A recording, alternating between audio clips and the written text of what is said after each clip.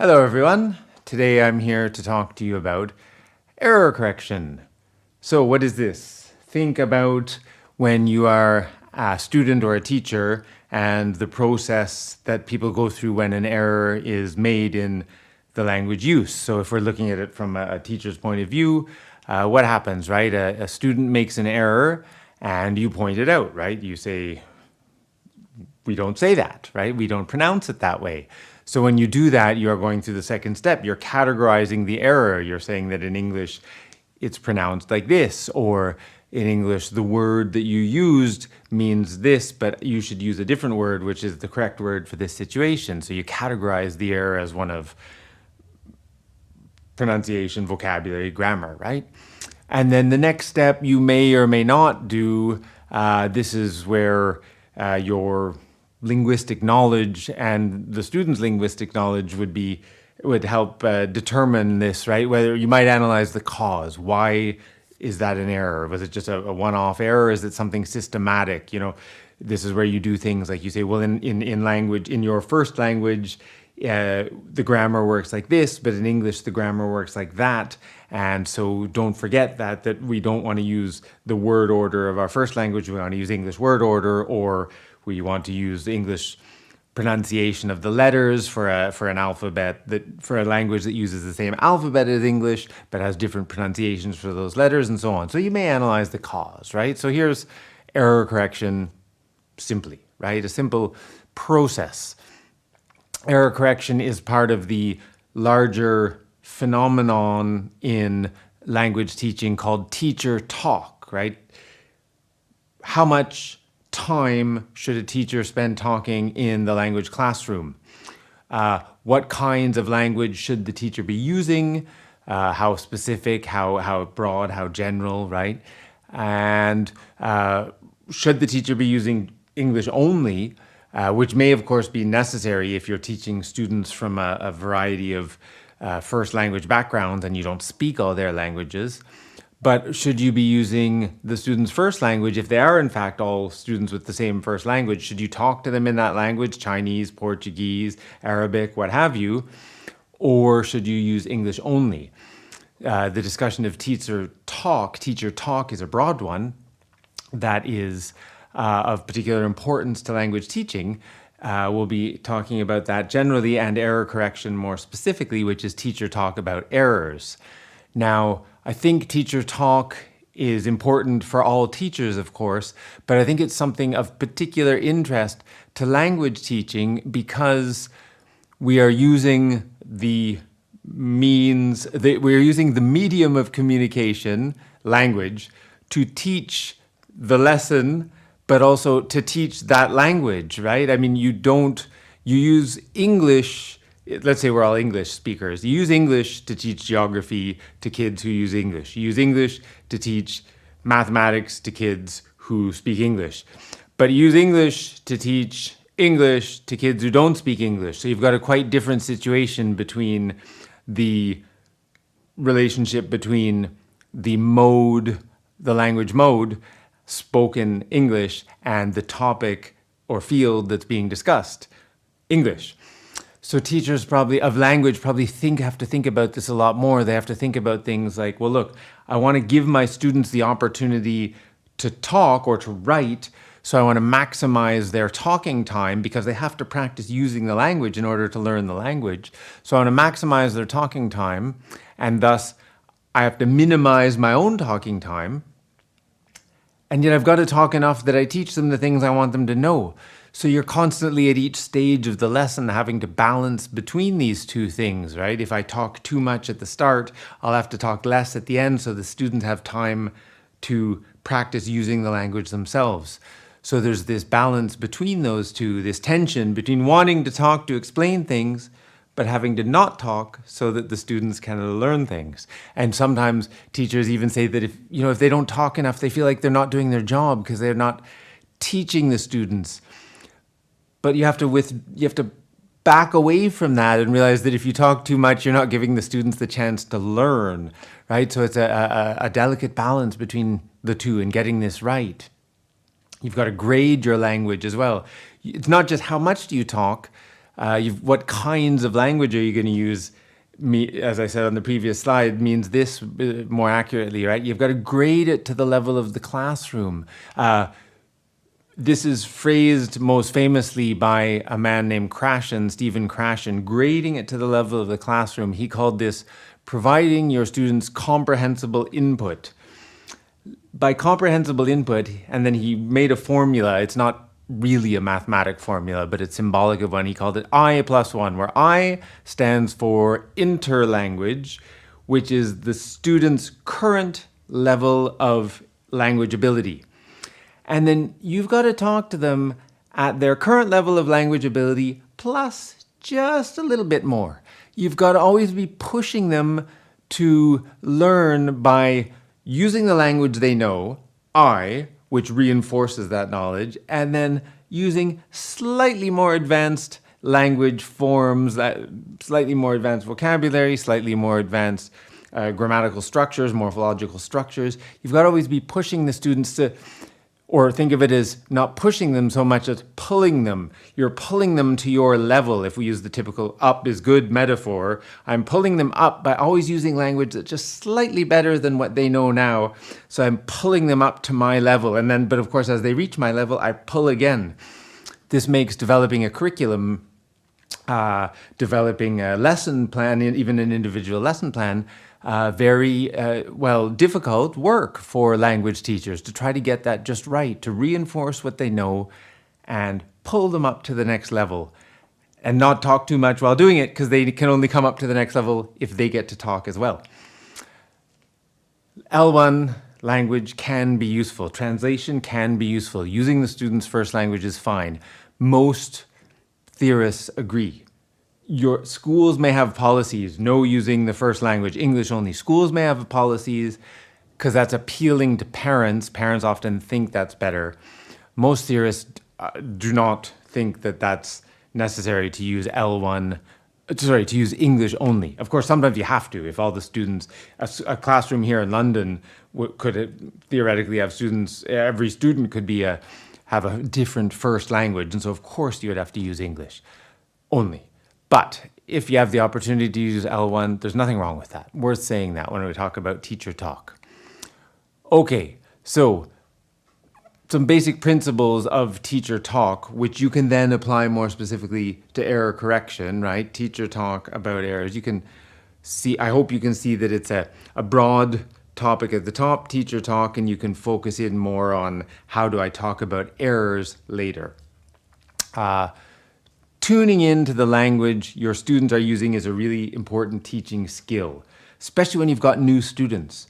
You've got to start listening, paying attention. What is their I level? Krashen's I, right? What is their level? You've got to know where they are in order to judge your own language use correctly. It shows that you're responding to them as individuals, which we know is going to be more motivating, right? If you talk at a level above what they can comprehend, well, first of all, they won't understand what you're saying anyway, and they'll start to feel, well, the teacher doesn't care about us because she is talking in a way that we can't possibly follow, right? So it shows you're tuning into them as individuals. You can start paying attention to what they can do and what they can't do, right? Focus on that, right? What they can do. Evidence suggests people often focus more on what they can't do. My students can't do this properly. They can't do that properly. You got to focus on knowing what they can do in order, again, to think about that I+1 formula. Where is their I level? What are they at? You got to focus on what they can do before you start thinking about what they can't do to pull them up with that I+1. Can't learn without making mistakes, right? Don't forget that. I mean, intuitively, we kind of know that. We have sayings, about how practice makes perfect and so on. But make that explicit to the students that errors are part of learning. People discuss this particularly, well, probably in all fields, but especially in language teaching, this idea that we have a filter, especially, and it happens even more probably for adults, right? We have a filter. When I speak English, I know how to speak English. I feel confident speaking English. Say I go and learn another language, right? So say I start to go and try to learn Bengali. I'm not going to be able to express myself properly. I'm going to feel stupid. I'm going to feel like a child who can't talk. that filter turns adults especially, turns them off from using the language because they don't want to make mistakes. They're used to sounding like confident, grown women and men. And suddenly when they speak the other language, me speaking Bengali, I'm going to sound like a fool. People are going to laugh at me. And that turns people off of using the language productively. So we really have to try to counter that filter. Krashen, again, called it the affective filter. Affect, A-F-F-E-C-T, in this case means to do with emotional responses, right? So the affective filter, that filter of my emotional response. I want to avoid embarrassment, so I don't speak Bengali in class without telling students that they've got to speak and that no one's judging and not making fun of them and making sure that other students don't make fun of them. Without doing all that, people are going to have that filter and they're not going to want to talk. We've got to try and emphasize that you can't learn without making mistakes. And that, as I said, we all know that's true. But it's something that's particularly true in language teaching and language learning. And you can remind them this, right? That it's a sign of progress. Errors are a sign of progress. You're trying out new things, right? There's that I from I+1. I+1 was Stephen Krashen, interlanguage +1. The term itself, interlanguage, came from Larry Selinker. He's the one who came up with the term interlanguage. What he meant by interlanguage was you're on a continuum, a progression. I know no Bengali. I am fluent in Bengali. Where you are now as you're learning the language, English, Bengali, what have you, is your interlanguage point. You can't really measure it. There's no number. You can't say I'm 97% fluent or I'm 12% fluent or what have you. There's no number, but it helps as a theoretical visualization to picture that the student is moving from absolutely no knowledge of the language to complete fluency. You may never get to complete fluency, that's fine, but that's the continuum, and the I for interlanguage represents that theoretical point. So that's Selinker, and then Krashen took that and said, yeah, interlanguage sounds good. What we need to do is encourage the students to learn more by giving them input that's slightly above their interlanguage level. An important basic principle that people may not think of. A student tells you, my grandmother has died last week. The teacher says, if something is finished, we use past simple. So you should say, my grandmother died last week, right? Has died is present perfect. Died is past simple. What's the problem here? Pause the video for a second and think about it. You should be able to get it, right? The problem here, of course, is that the students just told you that their grandmother died and you've picked on their language use. You got to respond to the content as well as the language forms, right? Of course, here you would say, you would sympathize with the student before picking on their grammar mistake, right? So, language teacher talk generally, a little more focus on error correction specifically. Should we correct errors at all, right? Should we correct errors at all? I mean, we tend to think that you have to for language learners who are learning a second language in a classroom. But surprisingly, perhaps to you, not surprising to people who study these things, we rarely correct the language of our children as they're learning their first language. Children try out language, they talk when they're learning their first language, they make mistakes. Parents may correct them sometimes, and of course some parents do so more than others. They may correct them sometimes, but they don't do it as much as they think they do. They'll focus on the communication, right? The child will say, Mummy, I went to the park with Daddy. We slided on the slide. We slided on the slide. And what we'll often see happens is that the mother will say, oh, was it fun? They won't point out that you don't say we slided on the slide. Typically, you might say we slid on the slide, right? So, or if they do correct things, say the child says we slided on the slide, and one of the parents might say, no, we didn't. That was last week. We went on the swings. We correct our children for facts, but we don't tend to correct them for grammar or for other language abilities, right? The tendency, as I've put it before, is we don't want our children to be liars, but we don't care so much about mistakes they make because we just assume, well, they'll learn eventually, right? They'll learn eventually, they'll practice, they'll learn it eventually. So we don't correct native speakers learning their first language that much. How much should we correct non-native speakers learning their second or third language? That's something to consider, right? When should we correct them? Immediately? Later? On first error? Or should we wait and see, right? I mean, I make mistakes when I speak English all the time. We all do, right? We have little slips of the tongue where we say something wrong, right? Should that be corrected immediately? Probably not, because I'd get annoyed, right? If I'm talking about something and you correct my language use, when that's not really the point, if you still understand me, then probably I think, why did you interrupt just to point out some obvious little error that, yes, I know what it should be. So should you correct an error every time you hear it or only after it becomes a pattern, right? Which errors should be corrected? If we're focusing on something specific, say, like I mentioned earlier, say we're focusing on simple past tense, we did, they went, she played. Should I only correct errors to do with simple past in today's lesson, or should I correct other language use errors even though they're not the focus of today's lesson? Something to consider. How should I correct them, right? Which parts of the process I gave you first, right? Where you identify the error, categorize the error, analyze the error.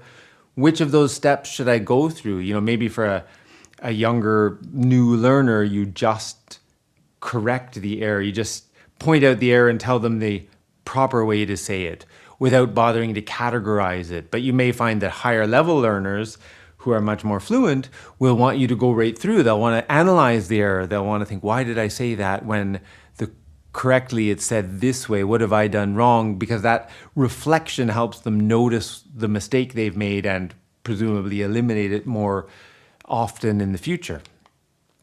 Who should do the correcting, right? Teacher correct it. Peer correction between students. If you have one student try to correct the other, correct them in a friendly, positive way. Now both students are benefiting from that language learning process. Or should the student correct it herself, himself, themselves, right? Sometimes you say, you said this, does anything here seem incorrect? And try to see if they'll notice when they have a chance to reflect. That can work too, right? Some answers to those questions that I just asked. Some answers. Some answers that research says, and of course you can do more research on your own. Everybody makes slips and mistakes. In fact, you can read categorizations where people attempt to define the difference between a slip, a mistake, an error. It can be somewhat interesting to think of them as being different, right? That a slip is when you know, if I have this correct, a slip, for example, is when you know how to do it properly, but you do it wrong just this one time. That happens to all of us, even in our native languages, right? You make a mistake. Well, sorry, you make a slip. Whereas a mistake can be something where you have improper knowledge of the target language form, and an error can be when you say something and you have no knowledge of the target language form. Some people do this sort of categorization. I don't think that's that important. What you don't need to know those terms is not that important, right? I think what matters is what I said before. Paying attention to the target language of today's lesson, listening particularly for errors with the target language, and then making a judicious decision about when to correct it, right? Because a lot of the focus on language teaching is about the focus on communication. So if a student is talking and you understand what they mean, it would be counterproductive to stop them during their talk, during their turn, to stop them in order to correct them, because now the focus moves away from whatever they're talking about to being about the error. So maybe better to say, look, people make mistakes, make a note perhaps as you're listening, keep the conversation going, and only later say, now look, today's main focus was past simple, you did great. There was a couple of times where you said this instead of that. Show them there at that point, later, right? Something to think about. Not necessary, and in fact, probably counterproductive to try to correct everything. And not to mention too time consuming, right? If you write an essay and you get it back, I know I've been talking about talk, but all of this applies to written mode language too. If you get an essay back and there's red pen all over the page, you're going to feel stupid, right? You're going to feel bad. Look at all this red. Did I do nothing right? As teachers, we want to acknowledge the fact that there may be lots of good content there, and there may be lots of productive use of language forms that are correct. And then target the particular point of learning for today's topic or for this essay. Target some of those errors, right? To mark it all is not going to be productive. The student's not even going to know where to start, right? If there's red all over the page, they're not going to know where to start. You want to improve their communicative competence. That's the phrase that you should know, communicative competence. Can they communicate, talk, write, listen, read competently, not perfectly, not fluently, at least not early on in their language learning careers, right? You're not aiming for 100% accuracy. It's not popular. 100% accuracy is not possible for native speakers anyway, because of the making of slips and lapses. So you want to focus on communicative competence with a earlier I said judicious, with a selective choice about which errors will be corrected and how often. Probably by focusing on today's lesson only, right? Today's target lesson. Because there are a few situations where it's necessary, especially for learners from around most of the world. In most situations, it's not necessary to sound like an English native speaker. It's necessary to be communicatively competent, and that's probably good enough. Why spend hours and hours focusing on some particular point of difficulty? I mean, if you've been a language student, how much time, say you're learning English, a common thing is this and three, right? Distinguishing, did you ever do these lessons where you'd say this and you'd feel your throat vibrate for the TH of this, and then three, when you go the TH in three, there's no vibration in your throat, right? That's because it's spelt with TH, but they're in fact two different consonant sounds that just happen to be spelled the same way. And I've seen language classrooms in various places around the world where the students are spending, many minutes in each lesson going this, three. But if I say to you something like, pass me this, pass me this, pass me, give me tree, you know what I mean from the context, right? From the co-text, really, from the other language around it. So spending all that time to sound like a native speaker is probably a waste of time, right? So the steps to correct an error, if it matters, right, what should you do? This is the advice from books on pedagogy, right? Ask the student to correct themselves. I said this earlier. Can the student correct it themselves? Can another student do it? Peer correction can be very effective, right? 2 or 3 or 4 students. As long as you enforce that idea that we're not making fun of someone for their errors, right? Finally, okay, fine, the teacher may have to correct the language, right? Sometimes it comes up to you, but don't always feel, I think the instinct is for you as the teacher, as what's sometimes called the font of knowledge, right? You are the fountains with the water coming out as a fountain, spreading knowledge everywhere. Back up a bit, give the student a chance to do it themselves. Give the students a chance to do it themselves before you come in, right?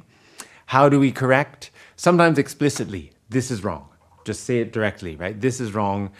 You got to say it like that.